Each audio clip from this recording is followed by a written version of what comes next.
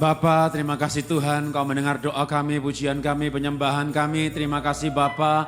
Bapa punya rencana yang luar biasa dalam kehidupan kami untuk memulihkan keluarga kami, anak-anak kami. Terima kasih Bapa.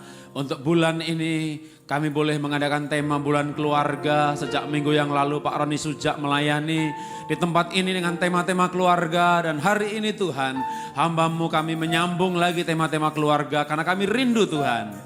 Keluarga-keluarga kami mengalami pemulihan yang luar biasa di dalam Tuhan. Dan kami percaya Tuhan, inilah waktunya Tuhan memulihkan keluarga kami. Di dalam nama Tuhan Yesus, kami berdoa mengucap syukur. Haleluya. Amin. Berikan tepuk tangan bagi Tuhan sekali lagi. Haleluya. Silakan duduk, Tuhan memberkati. Shalom Bapak Ibu semuanya. Apa kabar? Luar biasa.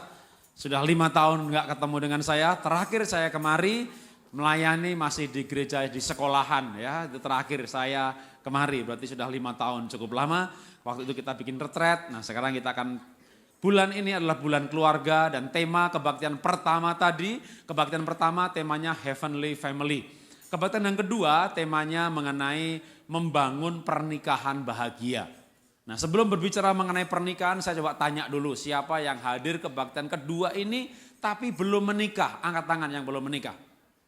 Menikahlah saudara. Yang belum menikah nggak apa-apa ya, simpan sebagai ilmu, nanti toh akan menikah juga. Akan menikah apa enggak?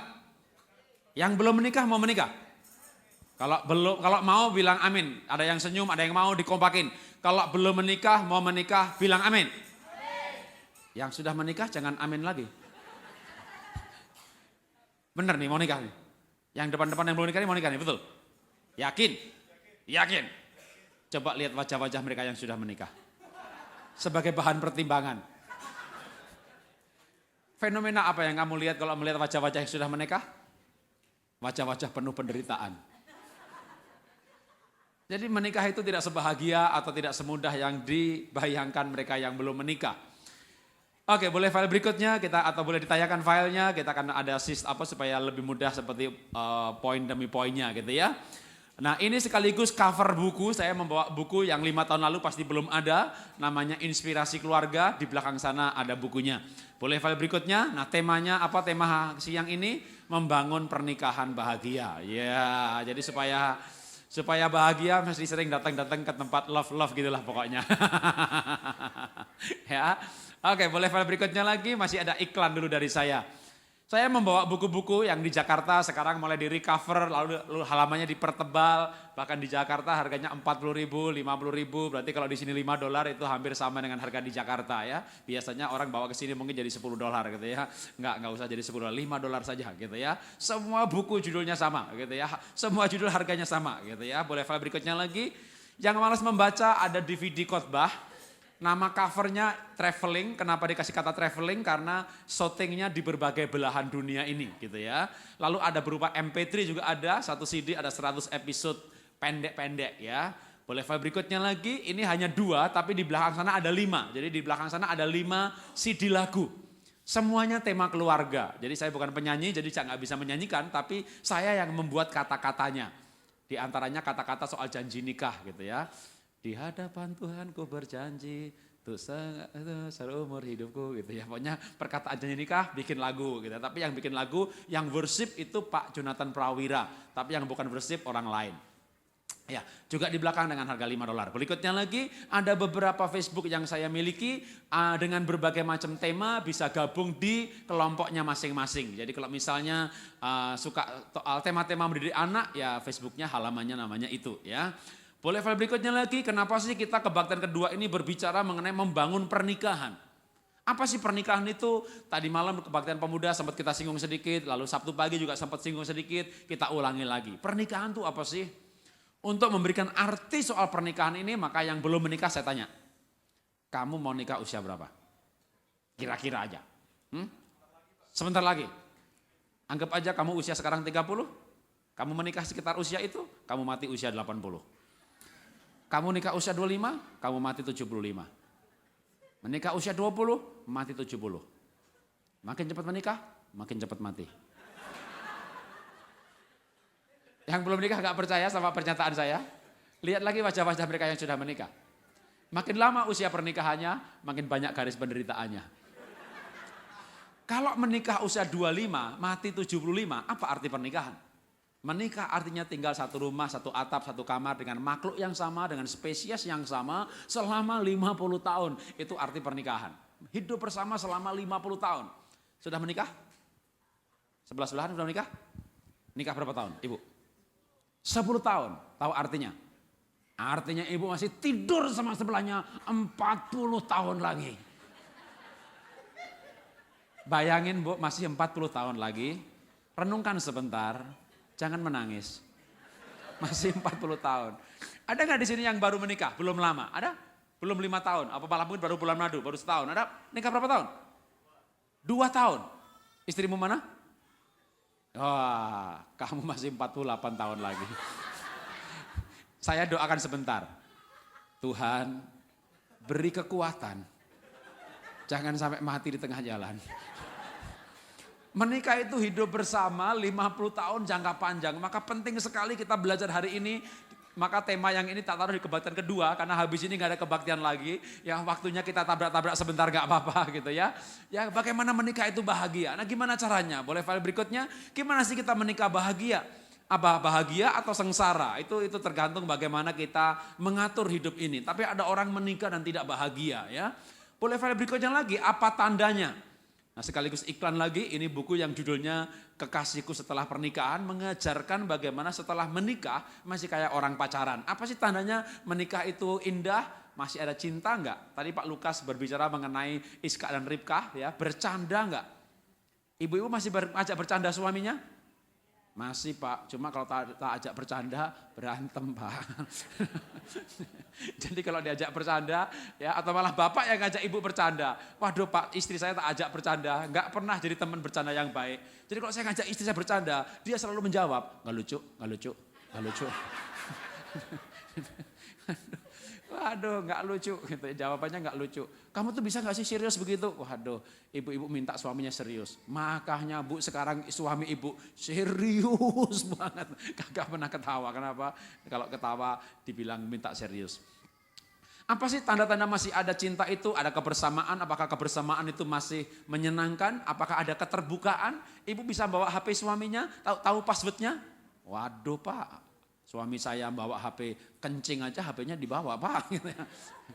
Dalam buku saya yang judulnya selingkuh maka itu termasuk tanda-tanda selingkuh gitu ya. Waduh nggak ada keterbukaan. Apakah seks masih menggairahkan dan seterusnya. Nah kita jawab dengan caranya bagaimana membangun pernikahan itu kuat. Boleh file berikutnya maka caranya kita perlu membangun komitmen.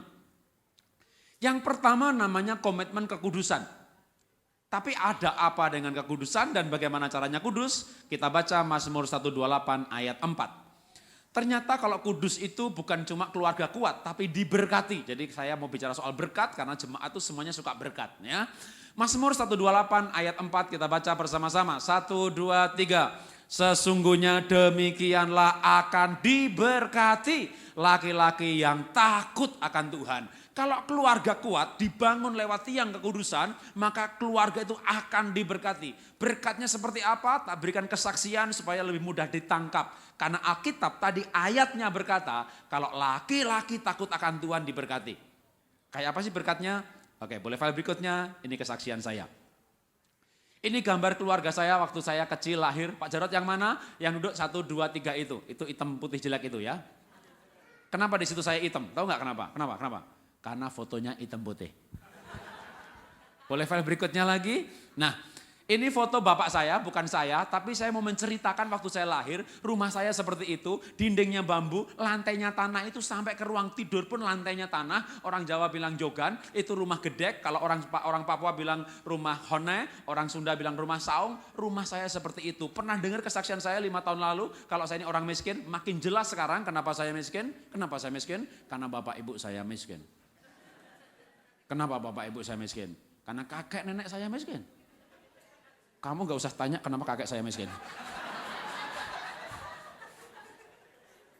Orang miskin ini merantau ke Jakarta tahun 90 lalu menikah dengan wanita cantik putih imut-imut. Cia. Pengen tahu mana istri saya? Paling manis di ruangan ini. Cia. Mana? Itu dia di sini. Cia. Ya. Mungkin pemuda-pemuda mau nanya sama saya?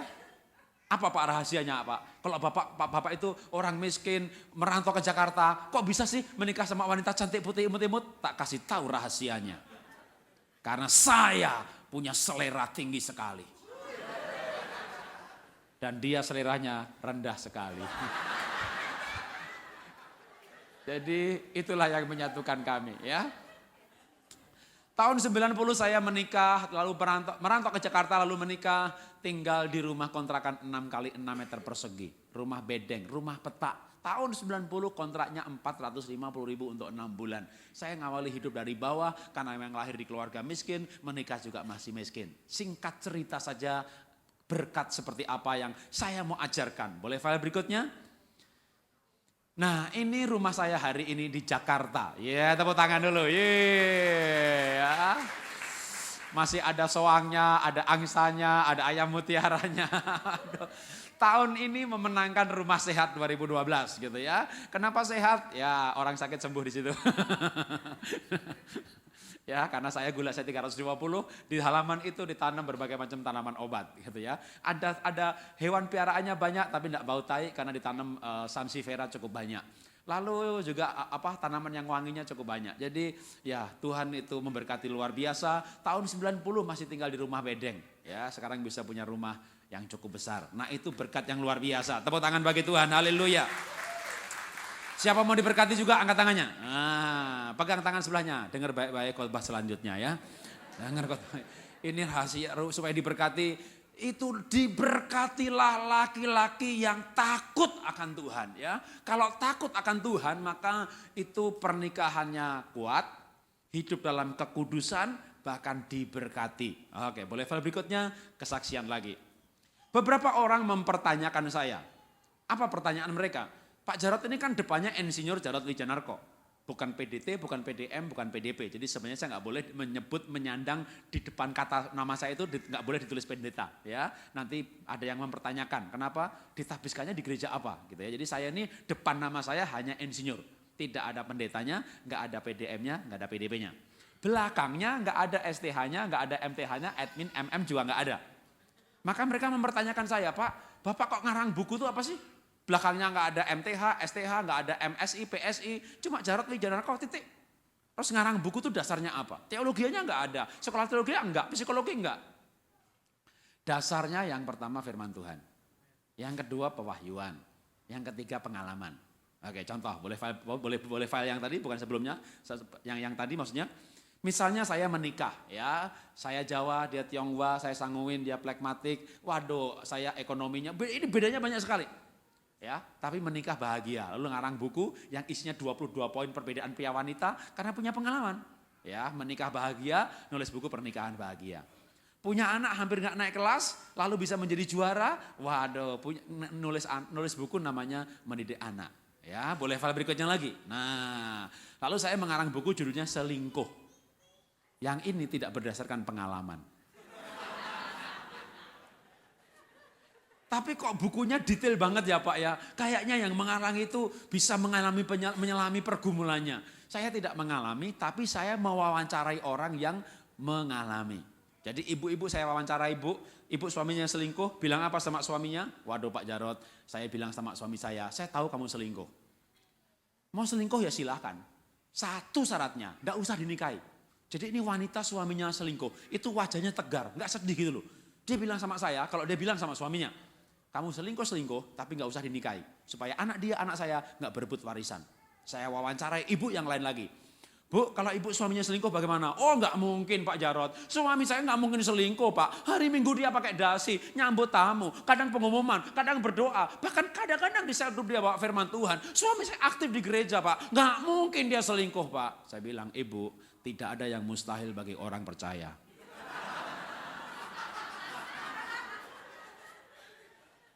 Segala sesuatu mungkin dan bisa terjadi. Saya terangkan bagaimana itu laki-laki 70% selingkuh dan sebagainya. Akhirnya ibu itu gelisah juga. Lalu suatu saya bilang sama dia, Bu, ibu bilang apa sama suaminya? Beberapa kali pertemuan akhirnya dia berkata, saya bilang sama suami saya bukan wanita yang tabah. Yang kalau suami selingkuh itu bisa kuat. Jadi itu wanita berkata, saya bilang sama suami saya, kalau kamu mau selingkuh ya terserah. Satu syaratnya, saya enggak usah tahu. Kalau saya tahu saya hancur.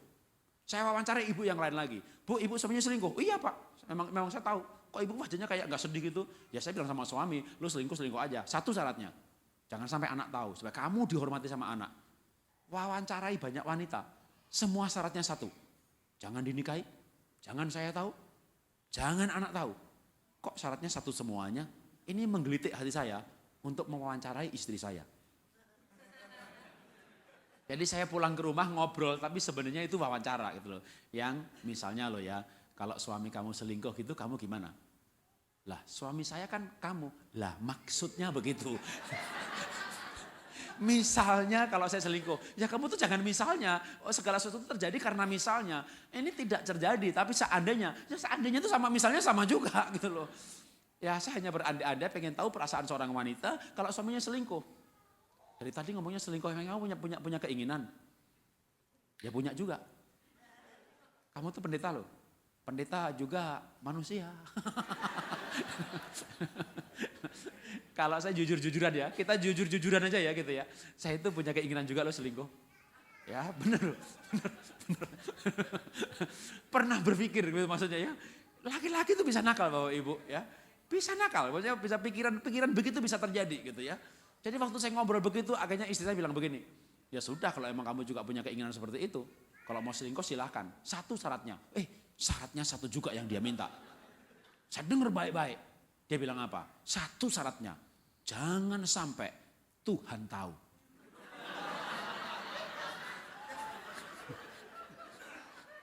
Saya mikir gimana caranya ya supaya Tuhan gak tahu ya.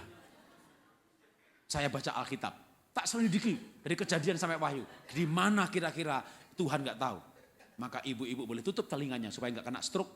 Bapak-bapak pasang telinganya, ada ayatnya.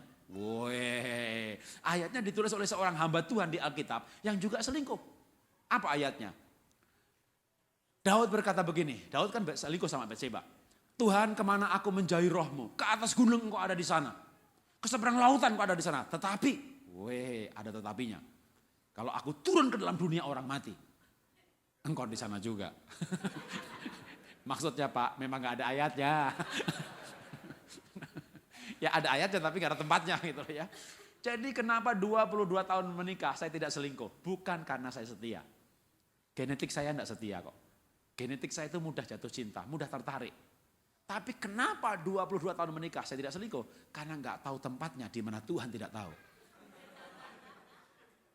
Jadi apa sih takut akan Tuhan yang bisa membuat orang yang genetiknya gak setia ini kudus? Apa itu takut akan Tuhan? Sadar Tuhan tahu. Itu namanya takut akan Tuhan. Selama saya sadar Tuhan lihat saya tidak selingkuh, saya gak korupsi. Siapa mau hidupnya kudus angkat tangannya? Nah, kasih tahu sebelahnya, sadar Tuhan tahu ya. Kasih tahu suaminya, Pak sadar Pak, Tuhan tahu Pak. Bapak kasih tahu istrinya, wanita sekarang ganas-ganas juga loh ya. Mah sadar mah Tuhan tahu mah. Ya, kalau kita sadar Tuhan tahu, kita tidak jatuh dalam dosa. Amin. Nah, itulah definisi sederhana takut akan Tuhan. Sadar Tuhan tahu. Kalau selama kita punya kesadaran Tuhan tahu, maka kita kudus. Kalau kita kudus, pernikahan atau keluarga pasti kuat. Ya, boleh file berikutnya sekarang. Yang kedua. Yang pertama tiang kekudusan. Apa sih yang membuat keluarga kuat? Namanya tiang penerimaan. Kenapa sih tiang penerimaan? Boleh file berikutnya, kita pernah bahas ini 5 tahun lalu, kita bahas ulang sebentar saja. Kejadian 2 ayat 7. Maka ketika itulah Tuhan Allah membentuk manusia itu dari debu tanah dan menghembuskan nafas hidup ke dalam hidungnya. Demikianlah manusia itu menjadi makhluk yang hidup. Boleh file berikutnya? Kejadian 2, 21, 22. Lalu Tuhan Allah membuat manusia itu tidur nyenyak ketika dia tidur. Lalu Tuhan Allah mengambil salah satu rusuk daripadanya dan menutup tempat itu dengan daging. Dan dari rusuk yang diambil Tuhan dari manusia itu dibangunnyalah seorang perempuan. Boleh file berikutnya? Apa intinya? Intinya Alkitab menceritakan manusia itu laki-laki dibuat dari tanah, wanita dibuat dari tulang. Karena bahan bakunya beda, Bapak Ibu membuat produk apa saja, baik makanan, kursi, meja, paper, apa aja, produk apa saja. Dibuat dengan bahan baku yang berbeda. Hasilnya beda, teksturnya beda, rasanya beda, warnanya beda, harga minyak, semuanya beda. Laki-laki dibuat dari tanah, wanita dibuat dari tulang. Ini membuat pria wanita itu ada perbedaan, daftarnya panjang sekali. Di buku saya berhasil merekap 22 perbedaan mendasar pria wanita. Sehingga ada buku yang lain yang mengatakan laki-laki dari Mars, wanita dari Venus dan sebagainya. Kalau saya bilang laki-laki dari tanah, wanita dari tulang. Yang belum menikah, maka carilah yang sepadan. Apa itu sepadan? Sebanyak mungkin persamaannya. Cari, sudah ketemu yang sepadan, nikahi dia. Maka begitu menikah akan menjumpai 22 poin perbedaan. Maka yang sudah menikah menjumpai perbedaan, jangan berpikir menikahi orang yang salah. Karena banyak orang yang belum menikah, angkat tangan lagi yang belum menikah. Sesama angkat tangan boleh saling melihat. Itu ladang yang siap itu. Yang belum menikah ini punya pacar, lalu saya kasih tahu sama mereka, coba pikir sekali lagi loh, kamu beda gereja loh, kamu beda ekonomi loh, kamu beda temperamen loh, kamu beda ini, beda itu. Mereka diperingatkan kalau banyak perbedaan, apa jawabnya? Mereka yang belum menikah ini. Saya sudah berdoa minta tanda Kak Jarod. Saya yakin sekali pacar saya dari Tuhan. Pemuda-pemudi punya pacar, yakin sekali pacarnya dari Tuhan. Tak kasih tahu kamu yang belum menikah, itu ibu-ibu yang sudah menikah, yakin sekali kalau suaminya bukan dari Tuhan.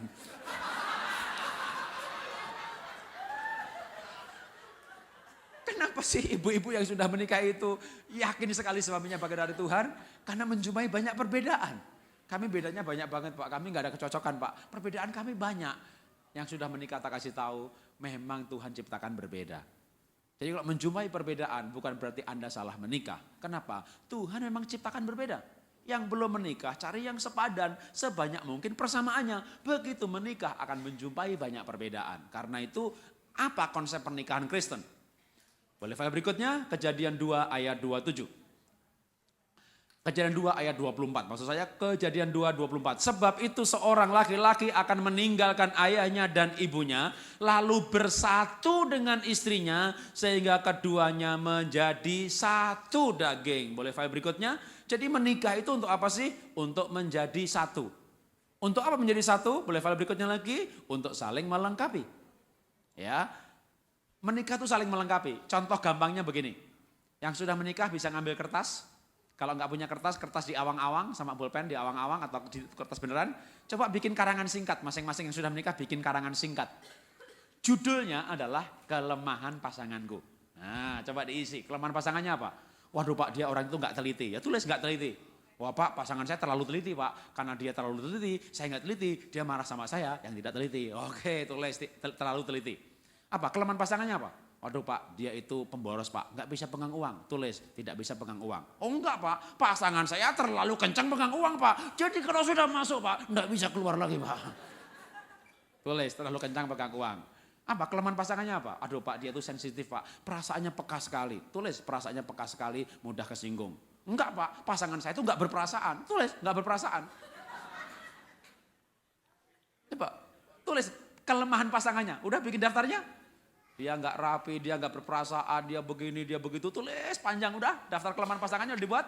Nah, kalau sudah dibuat nih, sekarang coba judulnya diganti. Diganti ya, diganti judulnya kekuatanku. Ternyata waktu Anda membuat daftar kelemahan pasangan, itu Anda sedang mendaftar kekuatan Anda loh. Tuhan sudah mengatur di muka bumi ini, orang itu menikah dengan orang lain yang kelemahannya dia, kekuatannya dia. Nah sekarang saya tanya kalau gitu. Pertanyaan saya gampang sekali Bapak Ibu yang sudah menikah atau yang belum menikah juga boleh menjawab. Anda lebih senang dibutuhkan apa enggak dibutuhkan? Anda lebih bahagia dibutuhkan apa enggak dibutuhkan? Ya, enggak dibutuhkan itu begini loh. Mah aku pergi ya, aku mau keluar kota. Pergi-pergi, pulang-pulang mati lebih baik. kamu enggak pulang juga enggak apa-apa kok, aku enggak butuh kamu. Aku enggak butuh kamu gitu ya. Itu namanya enggak dibutuhkan, ya. Ya kalau dibutuhkan sebaliknya bisa dibikin cerita sendiri gitu kan. Anda bahagia dibutuhkan apa enggak dibutuhkan? Siapa lebih bahagia tidak dibutuhkan? Angkat tangannya. Siapa lebih bahagia dibutuhkan? Angkat tangannya. Oh lebih banyak angkat tangan yang dibutuhkan kan. Ya sudah, kalau Anda bahagia dibutuhkan, maka pasangan Anda itu enggak usah dirubah. Dengan demikian dia membutuhkan Anda gitu loh.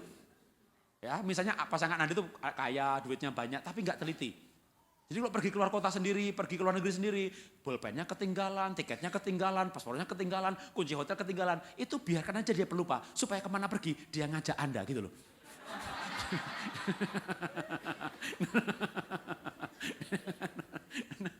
Anda tidak usah merepot-repot merubah pasangan. Anda melakukan panggilan Anda. Pasangan Anda gak rapi, Anda rapi, itu panggilan hidup Anda. Anda lakukan dengan senang hati, maka pasangan Anda akan butuh Anda. Karena dia gak rapi, badannya hilang terus, Anda rapi, Anda merepot dengan sukacita, pasangan Anda akan dalam hati berkata, saya memang butuh dia. Saya memang butuh dia. Lama-lama gak dalam hati tuh, betul-betul dia ucapkan, saya tuh gak bisa hidup tanpa kamu. Cielah.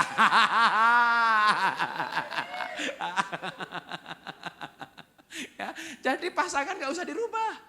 Karena waktu Anda membuat daftar kelemahan pasangan, itu ternyata daftar kekuatan Anda. Orang menikah itu dua orang berbeda. Dua orang berbeda menikah. Satunya rapi, satunya gak rapi. Namanya jodoh, saling melengkapi. Dua-duanya gak rapi, barangnya hilang terus.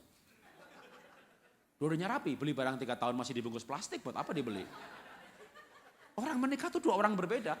Yang satu murah hati, suka memberi. Yang satu pelit, itu namanya jodoh, saling melengkapi. Dua-duanya murah hati, bangkrut men, habis. Orang menikah itu dua orang berbeda, yang satu ke airport kemana gitu, ayo cepat-cepat, yang satu lelet, itu namanya jodoh, saling melengkapi. Dua-duanya lelet, sampai airport udah terbang tuh pesawat. Orang menikah itu dua orang berbeda, bener loh. Yang satu perasaan, hatinya peka, sensitif, yang satu gak berperasaan. Itu namanya jodoh. Loh Pak, bukannya lebih bagus dua-duanya perasaan Pak, kita bisa saling memahami perasaan masing-masing. Tidak bagus. Dua-duanya lembut, dua-duanya perasaan, apa yang terjadi? Bertengkar sedikit saja, menangis bersama-sama. Itu matinya cepat kawan. Makanya orang menikah itu dua orang berbeda. Bener loh, yang satu tuh romantis, kebaktian maunya berdua, duduk bersebelahan, makan pun sambil melihat mata, tidur gandengan tangan. Cile, romantisnya luar biasa. Romantisnya luar biasa, percaya saya. Itu kalau orang model begitu, Tuhan kasih jodoh yang tidak romantis. Itu namanya jodoh. Pak Jarod, aku poin ini gak setuju Pak Jarod. Bukannya lebih baik dua-duanya romantis Pak. Tidak. Kenapa dua-duanya romantis gak bagus? Di jalan-jalan pasti banyak kecelakaan. Lah kalau dua-duanya romantis, tiap malam bercinta, bapak-bapak setir mobil, ngerem kagak kuat. Kaki bergoyang man. Bisa-bisa pendeta khotbah gak bisa berdiri, saudara yang dikasihi Tuhan. Saya tidak sanggup berdiri. Tadi malam 2 ronde kawan. Jadi Tuhan itu pinter, gak bodoh dia. Dia sudah atur dunia ini, orang itu jatuh cinta sama yang berbeda dengan dia. Jadi waktu belum menikah, yang berbeda itu unik, begitu menarik. Sudah menikah harusnya begitu juga. Ya kalau nggak begitu ya dunia ini makanya nggak pernah bahagia. Kelemahan pasangan kita itu kekuatan kita. Kita bahagia kalau dibutuhkan. Sudah selesai. Sebenarnya masalah sudah selesai dengan begitu. Kalau Anda bahagia dibutuhkan. Ya, menikah untuk menjadi satu, untuk apa? Saling melengkapi. Yang ketiga, komitmen apa sih? Supaya keluarga kuat, maka yang ketiga namanya komitmen kebaikan. Efesus 2 ayat 10, 1, 2, 3. Karena kita ini buatan Allah, diciptakan dalam Kristus Yesus untuk melakukan pekerjaan baik yang dipersiapkan Allah sebelumnya. Ia mau supaya kita hidup di dalamnya. Boleh file berikutnya, intinya apa? Jelas sekali, berbuat baik. Dalam pernikahan perlu yang namanya komitmen berbuat baik kepada pasangannya. Karena banyak orang sudah menikah baiknya sama panti asuhan, sama tetangga, sama orang lain gitu ya. Orang lain dibaikin semuanya. Tapi pasangan malah gak dibaikin. Kuasa kebaikan itu luar biasa. Kenapa saya kasih tahu kuasa kebaikan itu luar biasa? Karena di Jakarta diteliti dengan siapa wanita menikah. Ternyata dengan laki-laki baik. Jadi banyak wanita itu punya idola waktu masih gadis. Ya, para gadis saya tanya mau nikah dengan siapa? Ya Kak Jarod, kalau mau dipersingkat, idola saya itu saya pengen menikah dengan laki-laki yang istilah saya itu imamat yang rajani. Wah, imamat rajani. Tapi yang datang itu imamat miskini. Imamat kereni. Tapi yang miskin tadi baik. Lama-lama cintanya tumbuh, not bad lah, lumayan lah gitu ya. Akhirnya menikah. Jadi ketika wanita di Jakarta diteliti dengan siapa dia menikah, maka ada banyak jawaban. Ya, ada yang menjawab karena wah, kami saling melengkapi. Oh ya? Lah kenapa saya sekarang mau bercerai? Ya karena dia tugasnya sudah selesai. Memangnya saling melengkapi apa? Saya punya utang, dia punya duit. Jadi sekarang saya mau bercerai, kenapa? Utang saya udah lunas. Oh, ternyata menikah mau saling melengkapi. Oh, ada ya. Kenapa sih menikah? Ya, karena dia ganteng, karena dia kaya, karena dia lucu dan sebagainya. Tapi ternyata jumlah paling banyak ketika wanita ditanya kenapa nikah sama dia, itu dia baik, itu menempati ranking nomor 1. Kenapa nikah sama dia? Nah, siapa lagi sudah menikah? Tadi sini 16 tahun, belakangnya. Nah, tadi kan Bapak 16 tahun menikah ya, belakangnya. Nikah berapa tahun Bapak Ibu? 12 tahun. Bapak, kenapa 12 tahun yang lalu Ibu ini mau Bapak nikahi? Karena dulu Bapak baik.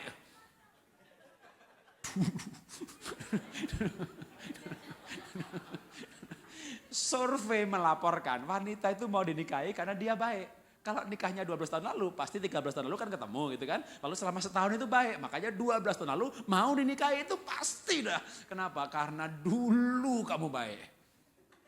Dulu. Sekarang masih baik apa enggak? Saya enggak tahu, ya kan.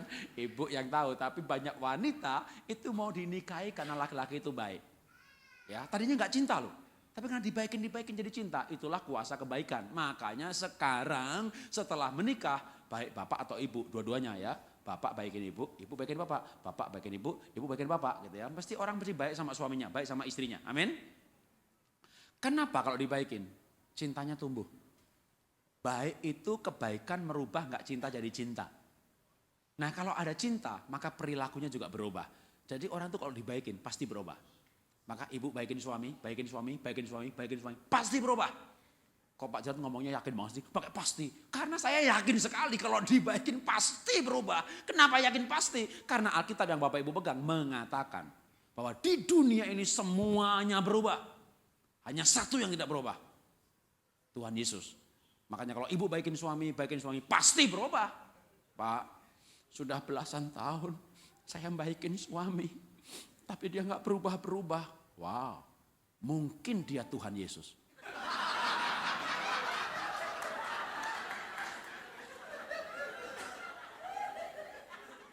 Tidak berubah. Siapa lagi kalau bukan Tuhan Yesus? Kalau begitu ibu-ibu, kalau suaminya tidak berubah selama belasan tahun, selesai kebaktian ini segera dipastikan.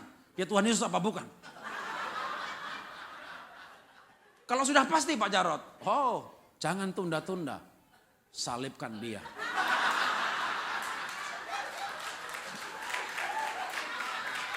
Salibkan. Mati dan dikuburkan. Turun ke dalam kerajaan maut. Lalu taruh depan kuburannya batu yang besar. Sahabat 3 orang satpam. Jangan sampai anak buahnya mencurinya. Nanti penyesatan menjadi lebih besar lagi. Tunggu 3 hari. Kalau bangkit Pak, Tuhan Yesus. Kalau nggak bangkit Pak, ya sudah. Sudah. Mau ditangisi apa disyukuri ya terserah. Tapi kayaknya nggak perlu disalib deh. Saya yakin Tuhan Yesus akan datang lagi. Saya tahu itu. Tapi pasti bukan suami ibu. Karena Tuhan Yesus akan datang lagi, betul. Tapi waktu datang lagi nanti itu dia nggak pakai kawin sama nggak pakai lahir kayak di keluarganya Maria Yusuf gitu, enggak gitu ya. Waktu datang lagi dia di langit langsung turun gitu. Jadi saya yakin pasti Tuhan Yesus itu bukan suaminya ibu. Jadi karena yakin bukan Tuhan Yesus ya nggak usah disalibkan gitu ya. Dibaikin pasti berubah. Ya, saya tuh yakin sekali orang itu bisa berubah. Makanya anak saya waktu nomor 2 laki-laki hampir gak naik kelas gitu. Tak baikin. Saya bilang sama anak saya, Ben, papa baikin kamu Ben. Pasti kamu berubah kok Ben. Kalau enggak Pak, tak salib kamu.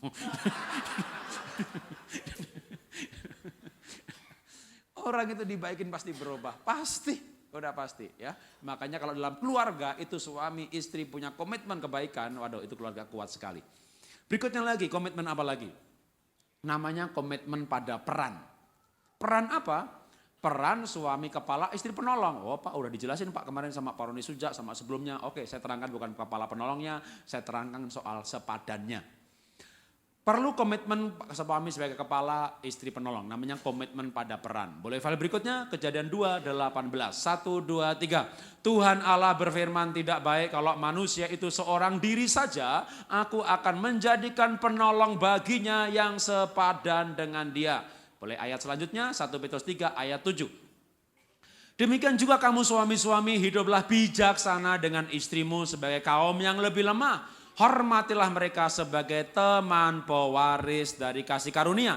Yaitu kehidupan supaya doamu jangan terhalang. Teman pewaris dari kasih karunia ini punya dua arti. Yang pertama kehidupan, yang kedua karunia untuk menjalani kehidupan. Apa itu karunia untuk menjalani kehidupan? Berkat. Nah begini, dalam kitab Injil ada dua ayat yang mirip. Yang pertama, kalau kamu tidak bisa dipercaya dengan perkara kecil, kamu tidak akan beri kepercayaan yang lebih besar. Ayat lain yang mirip adalah, kalau kamu tidak bisa dipercaya dalam perkara kecil, siapakah yang akan memberikan hartamu kepadamu? Ayat ini agak aneh. Siapakah yang memberikan hartamu kepadamu? Gimana sih? Harta saya di saya dong. Ya, kira-kira begitu ya. Kenapa itu ayat dikatakan siapa yang memberikan hartamu kepadamu? Petrus berkata, istri itu teman pewaris untuk mewarisi kasih karunia. Ya. Nah, rupanya ada konsep di Alkitab kalau kita baca atau kalau mau singkatnya iklan lagi buku saya, buku yang judulnya Anda Bisa Kaya. Ya, itu ada konsep berkat. Salah satu konsepnya adalah di tangan Tuhan itu ada berkat yang punya kita. Yang akan diberikan kalau kita bisa dipercaya. Kalau kita nggak bisa dipercaya, siapa yang memberikan hartamu kepadamu? Kenapa hartamu perlu diberikan kepadamu? Karena harta itu masih di tangan Tuhan. Sehingga Tuhan berkata, siapa yang memberikan hartamu kepadamu? Karena harta itu masih di tangan Tuhan. Jadi Bapak Ibu sekarang punya aset berapa nilainya? 1 miliar dolar, jangan-jangan di tangan Tuhan masih ada 100 miliar dolar lagi. Punya aset berapa juta sekarang? 500 juta? Jangan-jangan di tangan Tuhan masih ada 100 miliar lagi. Itu akan diberikan kalau kita bisa dipercaya. Dan kita bisa dipercaya di hadapan Tuhan dalam hal ini kalau kita itu punya kongsi untuk mewarisi harta yang bagian kita tadi. Dan kongsi itu namanya istri. Ya adalah teman pewaris kasih karunia. Ya, makanya kita Petrus berkata, suami harus menghormati istri supaya dia mendapat kasih karunia, menghormati istrinya, itu Petrus. Boleh file berikutnya, sekarang ada ayat namanya Maleaki. Jemaat jangan takut dengan ayat Maleaki, bukan pasal 3 dan bukan ayat 10. Maleaki pasal 1, itu tak ceritakan saja, bangsa Yahudi tidak diberkati. Maleaki pasal 2, itu orang Yahudi ditegur soal pernikahan. Ya, baru Maleaki pasal 3 berbicara perpuluhan, Maleaki pasal 4 berbicara mengenai orang tua anak, hati bapa pada anak. Nah, Maleaki pasal 2 itu meresponi teguran orang Yahudi, Maleaki orang Yahudi. Maleaki pasal 2 ayat 13 itu kira-kira Maleaki berkata begini kepada orang Yahudi. Kamu tuh gak diberkati, gagal panen segala macam karena doa kamu tuh gak dijawab sama Tuhan. Karena mezbahnya tertutup sama air mata. Doa kamu tuh suaranya terganggu sama rintian dan ratapan. Boleh file berikutnya lagi, lalu orang Yahudi bertanya kepada Maleaki, dengan apa?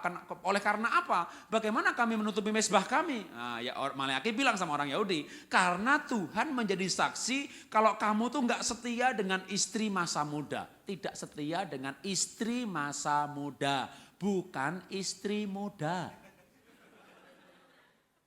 Jadi waktu suami nggak setia sama istri, istrinya menangis, maka doa suami nggak dijawab.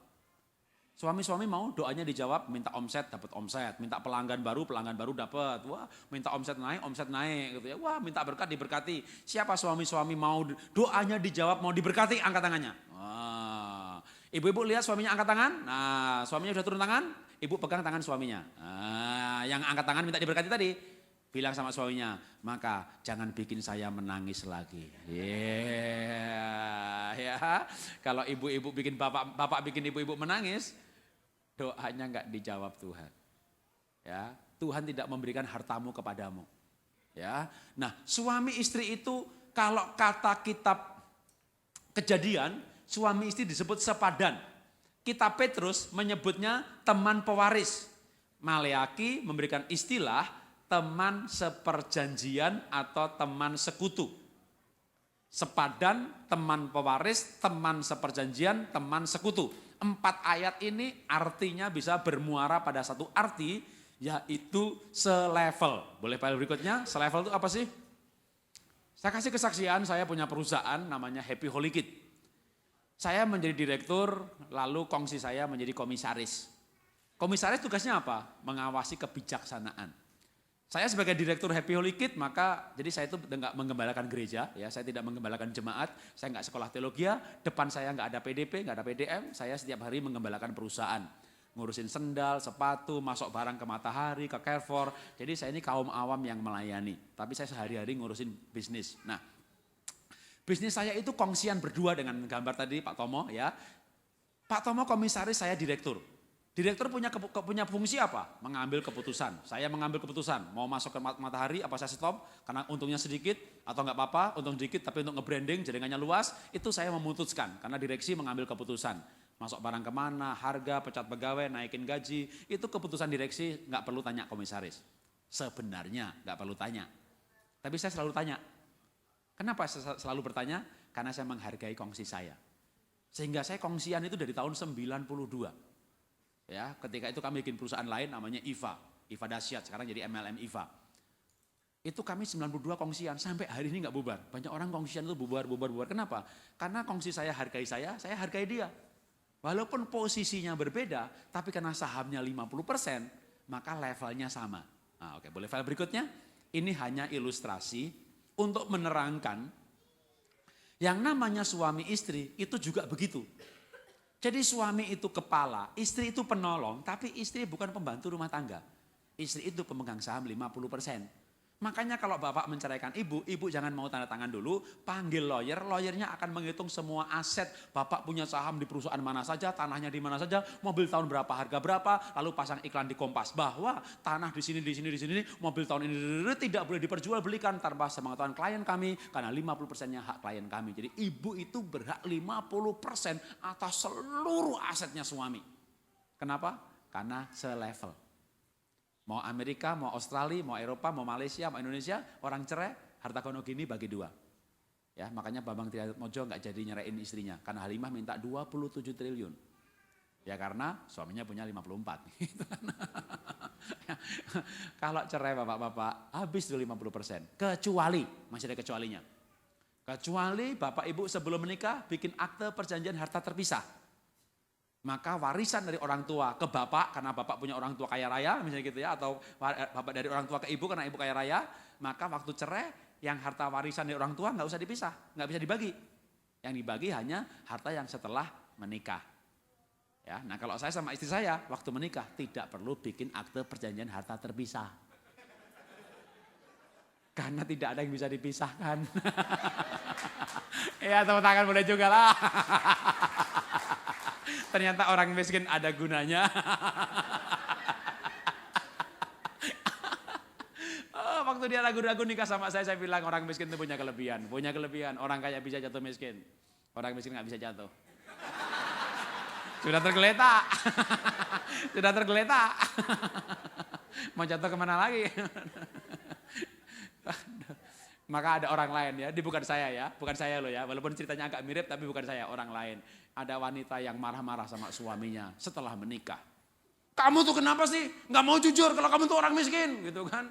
Wah, suaminya dimarahin begitu. Saya kan jujur sama kamu, berkali-kali aku udah bilang sama kamu. Memangnya kamu bilang apa?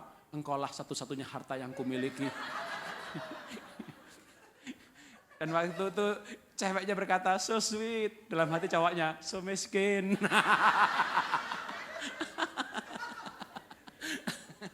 Tapi ceweknya salah mengerti. Engkaulah satu-satunya harta yang berharga. Waduh, dia rasa, wanita ini rasa dia paling dihargai. Maksudnya memang laki-laki itu gak punya apa-apa. Itulah untungnya orang miskin. Yang kedua. Jujur aja dianggap merayu coba. Aduh, bicara keuntungan orang miskin banyak banget ya, banyak banget. Maklum, mantan orang miskin. Oke, jadi komitmen pada apa? Komitmen pada peran. Yang berikutnya lagi terakhir, wah waktunya cepat sekali, udah 11.54. Ya. Yang terakhir komitmen pada apa namanya? Komitmen pada integritas. Boleh file berikutnya? Integritas itu apa sih? Integritas itu gabungan beberapa item menjadi satu. Kejujuran, pegang janji, ya itu namanya digabung jadi satu menjadi integritas. Boleh file berikutnya lagi? Atau tunggu sebelumnya tadi. Oh ya. Integritas itu diuji oleh kejujuran dan diwujudkan dalam bentuk keterbukaan. Oke, boleh file berikutnya. Mungkin saya stop sampai di sini untuk filenya. Ya, saya akhiri dengan kesaksian di sini. Lalu kita akan masuk dalam perjamuan kudus. Tapi saya akan berikan kesaksian mengenai integritas itu paling gampang diuji oleh uang. Saya cukup jujur, saya cukup baik, saya usir setan, saya bakar jimat, saya melayani, saya tidak pendeta, tapi saya hamba Tuhan. Tapi dalam hal integritas, saya bertumbuh. Dan saya pernah punya integritas tidak bagus, walaupun cukup jujur. Walaupun cukup baik. Karena baik sama integritas itu dua hal yang berbeda. Ya, bisa berbeda. Contohnya, waktu itu saya bekerja di Astra dan istri saya kerja di Hero, kami menikah, gaji dia tiga kali lipat dari saya. Saya punya keluarga besar orang miskin semuanya, bapak saya miskin, ibu bapak saya miskin, ibunya adik bapak saya juga miskin, adiknya ibu saya juga miskin. Waduh, pokoknya semuanya miskin ya. Jadi waktu saya masih kecil gitu, ibu saya bilang, "Le, nanti kalau kamu berhasil bantu adikmu ya." "Oh iya, Bu." "Nanti kalau kamu berhasil bantu anaknya Pak D." "Oh iya." "Loh, Bu, kok anak Pak D juga?" "Lah, Pak D-mu kere, Le." "Oh, kere juga." "Oh ya." Ya, kere. Kere itu miskin gitu ya. "Nanti kalau kamu sukses bantu anaknya bule." "Lah kok bule juga, Bu?" "Lah bulemu ya kere juga, Le." "Oh ya, miskin juga ya, Bu ya." "Iya, kere miskin." Waduh. Pak D, Pak Le kok kere kabeh toh, Bu? Waduh. Lalu ibu saya bilang, "Ya awake dhewe kan kere grup, Le," gitu ya. Kere grup itu ya pokoknya kere kabeh gitu ya. Kere kabeh itu kere grup ya, awake dhewe kere kabeh gitu ya. Maksudnya kere grup gitu kan. Nah, jadi dari kecil itu digadang-gadang itu diharapkan membantu keluarga. Singkat cerita menikah ke Jakarta, kerja di Astra. Orang kampung melihat saya di Jakarta kerja di Astra perusahaan swasta nasional, itu dianggap berhasil.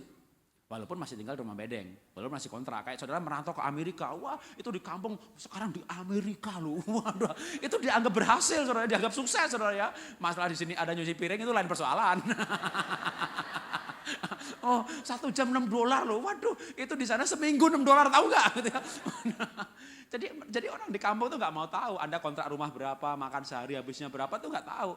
Ya kita di Jakarta kerja di swasta nasional dianggap berhasil. Karena dianggap berhasil ya diharapkan tiap bulan kirim duit. Maka kami pun saya begitu menikah bulan pertama tuh saya kirim duit ke adik saya kirim duit ke adik saya lagi, ke ibu saya. Aduh semuanya tak kirimin duit. Saya jujur, istri saya tahu saya gaji berapa dipakai buat apa itu saya jujur. Kalau gaji. Namanya orang marketing selain gaji dapat komisi. Nah kalau gaji saya jujur karena teman saya di kantor bilang, "Rod, gaji ini uang istri. Kalau komisi, nah itu uang laki-laki." Ya, maka waktu saya dapat komisi saya nggak cerita sama istri, diam-diam tak kasih ibu saya. Wah ibu saya terima komisi senang sekali, dia telepon ke rumah, yang terima telepon istri saya. Wah, ketika kami bertengkar, lalu ya saya salah emang, saya nggak bilang sama dia. Waktu bertengkar itu saya berjanji sama istri saya bahwa saya tidak akan mengulangi lagi. Dan setelah itu betul-betul saya ulangi lagi. Kenapa saya ulangi lagi? Karena waktu mulut saya berkata, saya berjanji tidak akan mengulangi lagi. Di hati saya kalimatnya lain. Lain kali harus hati-hati. Jadi lain kali saya hati-hati. Saya telepon ibu saya dulu, "Bu, nih saya telepon ya Bu ya. Ibu tak kasih uang ya, jangan bilang sama istri. Wah le, ora becik le, itu enggak bagus nak, harus bicara sama istri. Bu kalau enggak bagus duitnya dikembalikan." "Ya jangan nak." Kalau jangan ya diem. Duit terima, bilang jangan, bilang enggak bagus. Udah Bu, kalau duit diterima ya udah diem Bu, udah do. Tapi itu enggak bagus loh nak, kamu tuh pendeta loh nak. Bu, pendeta, duit, lain ceritanya Bu, lain urusannya. Aduh, pokoknya ini biar damai di bumi Bu. Kalau istri enggak tahu tuh damai di bumi. Kan lebih baik aman, damai di bumi daripada bertengkar. Diam-diam tak kasih ibu saya. Diam, namanya laki-laki enggak teliti. Bukti transfer kececer. Ketemu sama dia. Ketahuan. Aduh, kami bertengkar lagi, namanya bertengkar berdebat gitu ya. Kenapa nggak bilang segala macam, waduh. Lalu saya berjanji dengan sungguh-sungguh bahwa saya tidak akan mengulangi lagi. Setelah pertengkaran yang kedua ini betul-betul saya ulangi lagi. Dengan cara yang jauh lebih hati-hati. Jadi nggak pakai transfer dengan cara metode para koruptor. Ya, koruptor itu nggak pakai transfer. Mobil ketemu mobil, pantat mobil dibuka, kardus bergeser, itu miliaran rupiah transaksi selesai gitu ya. Jadi dengan cara kita seperti itu, tak tunggu adik saya datang ke Jakarta, begitu datang ke Jakarta tak kasih uangnya. Tapi bapak jangan main-main sama wanita, marifatnya kuat sekali. Wanita itu nggak ada barang bukti, tahu dia kalau kita ngasih uang ya. Kenapa? Dia lihat adik wajah cengar-cengir aja dia ngerti kalau dikasih uang. Maka istri saya tanya sama saya, kamu ngasih uang adik?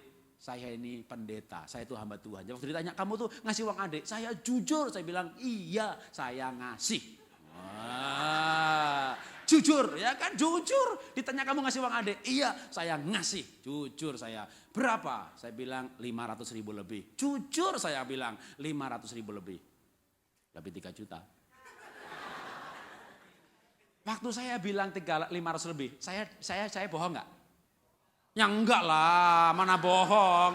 3.500.000, lalu saya bilang 500 lebih, di mana bohongnya? 3.500.000, 500.000 lebih, itu termasuk di dalamnya 3.500.000. Jadi waktu saya berkata 500.000 lebih, itu secara hukum tidak berdosa, tidak ada ayat yang saya langgar, saya mati masuk surga. Saya berani taruhan ya, baru nggak boleh taruhan. Itu mati masuk surga loh. Kenapa? Saya tidak berdosa sama sekali loh. Tidak ada satu ayat pun yang saya langgar. Loh, coba ayat mana yang saya langgar? Bisa tunjukkan nggak? Ya, saya ngasih 3,5 juta, saya bilang 500.000 lebih, itu tidak dosa, itu tidak bohong, tidak melanggar firman Tuhan. Itu jujur-jujur. Bicara jujur itu jujur 100%. Bicara integritas itu nilainya rendah. Nah, sekarang mengerti apa itu integritas? Integritas itu jauh daripada jujur. Integritas itu berbeda dengan baik. Saya jujur. Saya baik, saya nolong orang tua kok, saya nggak judi. Kalau judi, duit buat judi kan nggak baik. Ini duit nolong orang tua apa jeleknya? Apa dosanya? Apa salahnya? Tapi karena saya bilang hanya 500.000 lebih, kalau dinilai integritas, saya integritasnya rendah. Nah, makanya kalau keluarga itu punya komitmen pada integritas itu lebih daripada jujur. Lebih daripada baik. Maka waktu itu saya mulai sadar bahwa saya ini ternyata hamba Tuhan yang integritas saya ini masih nggak bagus. Saya mulai punya komitmen, saya mesti bangun integritas. Nah sekarang ini saya sama istri nggak ada sembunyi-sembunyian lagi. Uang saya dia pegang, uang saya juga pegang uang saya. Pokoknya kita sekarang ini nggak, ibu saya butuh duit nggak minta saya lagi, malah mintanya ke dia. Ibu saya mau masuk rumah sakit, bapak butuh uang, mintanya ke istri saya. Ya karena dulu waktu saya awal pertama menikah, saya kerja dia kerja. Dia punya duit, saya punya duit, dia punya gaji, saya punya gaji. Kita bagi-bagi tugas. Dia bayar listrik, saya bayar telepon, dia bayar uang pangkal, saya SPP, saya beli beras, dia beli lauk gitu. Pokoknya kita bagi-bagi tugas ya, pengeluarannya siapa oleh siapa. Itu kira-kira 3, 4, 5 tahun pertama menikah. Lalu setelah itu dia nggak bekerja, saya punya usaha, jadi ya kira-kira sebulan 5 juta, pas 10 juta, pokoknya kasih uang istri kira-kira gitu ya. Lama-lama saya tahu dia itu, waduh bisa dipercaya, bisa pegang keuangan. Dulu saya pegang uang makronya, jadi misalnya istri pegang berapa puluh juta, saya pegang berapa ratus juta. Lalu lama-lama saya ini orang yang saya sadar, saya itu orang punya kelemahan nggak bisa pegang uang. Jadi 100 sampai 200 juta pegang istri saya. Nah kamu yang pegang. Setelah punya pegang uang 100 juta, kita pergi sama-sama ke mall. Tak lihat ini istri, pegang 100 juta di tangan. Ya, di tabungan dia ada ratusan juta. Ke mall itu ya beli beras, beli buah gitu tuh. Nggak beli tas. Nggak beli baju baru, saya berkata dalam hati, wow, spesies langka. Ini spesies langka ini. Wah bisa dipercaya ini. Loh orang menikah itu kan, saya pacaran 6 tahun loh, saya nggak tahu Anda pacaran berapa tahun. Kan kita nggak ngerti 100% isi hati pasangan kita. Menikah itu 50 tahun hidup bersama. Selama 50 tahun tadi saya baru 22 tahun. Tapi setelah berapa belas tahun, saya sadar kok istri saya itu bisa dipercaya. Buat apa saya capek-capek pegang duit, pusing-pusing pegang duit, lebih baik saya konsentrasi cari uang yang banyak, kerja, dagang, usaha bisnis. Nanti kalau udah keluar dari kas kantor, udah biar dia yang pegang aja. Itu namanya untuk listrik, telepon, bayar rumah, pajak, tanah ini dan itu, rukonya kapan bayarnya, SPP anak. Udah saya nggak pusing dah, saya udah nggak. Saya bayar listrik aja nggak tahu caranya, bayar HP saya aja saya nggak tahu caranya. Kenapa? Saya nggak mau ribut, nggak mau. Terbebani dengan lebih baik saya ngurus gimana masuk Matahari ya, Indomaret, sekarang Alfamart penuh juga, ini 6.000 outlet loh. Kalau saya masukin barang satu item aja itu 6.000 outlet, satu outlet itu 4 item aja, wah berarti 24.000 pieces per item. Wah, berarti untuk 1M 1 bulan untuk masukin ke Indomaret, wah bukan hal yang susah. Januari tahun ini saya mulai masukin barang ke Indomaret. Ya kalau Matahari sudah lama, Carrefour sudah lama. Saya masuk hanya buku cerita aja, buku menggambar, buku cerita untuk anak-anak TK itu. Mulai 1 item tadinya, sekarang baru 4 item. Itu 100 juta lebih sebulan. Wow, ini kalau bisa 10 item, 1M gampang nih gitu. Wah, saya lebih senang saya mikir begitu ya daripada ini duit bayar HP berapa, ini bayar anak, aduh ini anak bayar SPP, udah istri punya talenta gitu ya. Nah tapi dulu kan nggak begitu, waktu nikah nggak langsung begitu. Kenapa? Kita nggak kenal siapa dia. Kenal dalam arti yang sesungguhnya, dalam arti hati yang paling dalamnya. Maka orang menikah itu saling menyesuaikan. Ketika saling menyesuaikan, saling percaya, maka akhirnya dua-duanya bisa tumbuh secara integritas. Kalau kita punya komitmen pada integritas, maka keluarga itu kuat sekali. Amin. Oke, mari tunduk kepala kita berdoa.